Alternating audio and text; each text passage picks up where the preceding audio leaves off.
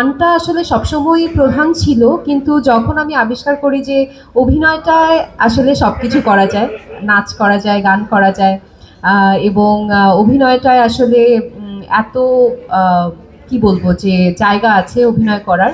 So তখন আসলে অভিনয় নিয়ে বেশি প্রাধান্য দেয়া। তবে আমার গান গাওয়া কিন্তু থামেনি, যদিও সেটা বাথরুম সিঙ্গার হিসেবে বা গাড়ির মধ্যে। আমার বাবা হয়তো ভালো বলতে পারবে যে সারাক্ষণ গাড়ির মধ্যে আমি গান ছেড়ে জোরে জোরে চিৎকার করে করে গান গাই প্রতিদিনই। সো গান সবসময় সঙ্গে ছিল। আর গানটা প্রথম আবিষ্কার, যদি বলি যে এখন প্রফেশনালি গান গাওয়ার ক্ষেত্রে দুজন মানুষের কথা বলতে হয়, অবশ্যই কবির বকুল ভাইয়া আমাকে সুযোগ করে দিয়েছেন তার লেখা গানে ইত্যাদির মঞ্চে গাওয়ার জন্য। এবং এর আগে কিন্তু আমি আমার নিজের একটা নাটকে আমি গান গেয়েছিলাম, পরাণ পাখি।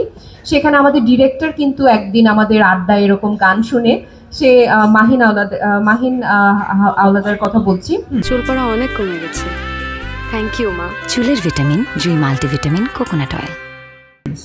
মাহিন আওলাদের কথা বলছি। সো তিনিও কিন্তু আমাকে সুযোগ করে দিয়েছিলেন। আর এই আজকের এই মিউজিক ভিডিওটা একদমই প্ল্যান ছাড়া আমি বলবো, আমি এটা একদমই ভাবিনি। এটা পুরোটাই কবির বকুল ভাইয়ের মাথা থেকেই এসেছে। তিনি আমাকে ফোন করে বললেন যে আমি কি আগ্রহী কিনা, এবং আমি সবসময় তিনি যখনই কোনো কিছু বলেন আমি এক কথায় হ্যাঁ বলে দিই, কারণ আমি জানি যে গানের কোয়ালিটি থেকে শুরু করে everything he will make sure.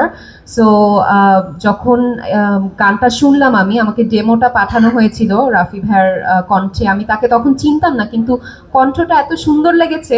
আসলে সেইখানে আমার কাছে মনে হয় যে একটা গানের মেইন জিনিস যখন কণ্ঠটা সুন্দর হয়, এবং গানের সঙ্গে এত ভালো গেছে ওনার কণ্ঠ, তো আমি তখনই হ্যাঁ বলে দিয়েছি।